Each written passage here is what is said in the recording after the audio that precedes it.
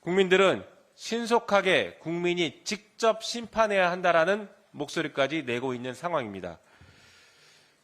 이런 얘기 들으면 대통령 두렵지 않습니까? 명품백 사건, 주가 조작 사건에 검찰 불기소장에 잉크도 마르기 전에 새로운 의혹들이 터져 나오고 있습니다. 이제는 의혹들이 너무 많이 터져 나오고 있어서 따라가는 것조차 벅찰 지경입니다. 그런데 중요한 것은 그런 의혹들이 모두 여당발 의혹이라는 겁니다. 우리 야권의 야권 인사가 얘기하는 것이 아니라 모두 다 여당에서 여권 인사들이 폭로하고 있다는 것입니다. 그래서 그 심각성을 더하고 있고 그 폭로의 신빙성도 커지고 있는 것입니다. 명태균 게이트라고 불리는 이 사건에 대해서 말씀드려보겠습니다. 크게 4가지 쟁점이 있습니다. 첫 번째, 여론 조작을 했느냐? 두 번째, 보고서를 활용한 것이냐? 세 번째, 비용은 지급한 것이 맞는지 혹은 공천 대가는 아니었는지, 그리고 마지막 4번째는 윤석열 대통령과 김건희 여사의 관여 정도가 있었느냐? 이 4가지 쟁점이 문제가 되고 있습니다. 첫 번째 여론 조작은 이미 녹취록에 등장했습니다. 500여 개의 응답 샘플을 2,000여 개로 늘려라 라는 명시적인 여론 조작 지시가 있었습니다.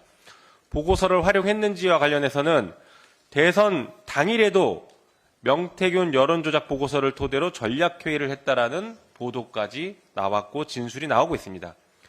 세 번째, 비용을 지급했는지 여부와 관련해서는 김영선의 공천 대가였다라는 김영선의 녹취록까지 등장한 상태입니다. 네 번째, 윤석열 대통령과 김건희 여사의 관여 정도와 관련해서는 이미 대선 경선 때 오늘 보도에 의하면 윤 총장이 전화해서 궁금해한다라는 명태균의 진술이 보도가 됐고, 그 다음에 강혜경 씨의 법사위에서의 증언에 의하면 윤석열 당시 대통령 후보가 여론조사 보고를 받고 흡족해 했다라는 증언까지 나왔습니다. 물론 김건희 여사의 관여와 관련해서는 지방선거 개입과 김영선 공천 개입과 관련해서 수많은 진술과 녹취록들이 쏟아져 나오고 있습니다. 이 4가지 쟁점이 모두 다 사실로 드러나고 있는 것 같습니다. 상황이 이 정도가 됐으면 윤석열 대통령과 김건희 여사가 직접 해명하십시오. 대통령실 뒤에 숨어서 거짓말만 하지 말고 직접 해명해야 됩니다. 국민들은 이미 거리에서 대통령의 탄핵과 윤석열 대통령의 신속한 퇴진, 이런 것들을 외치고 있습니다. 국민들은 신속하게 국민이 직접 심판해야 한다라는 목소리까지 내고 있는 상황입니다.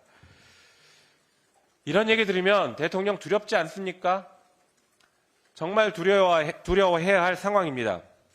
그럼에도 불구하고 윤석열 대통령부터 온 정권이 김건희 여사 지키기에 혈안이 되어 있습니다.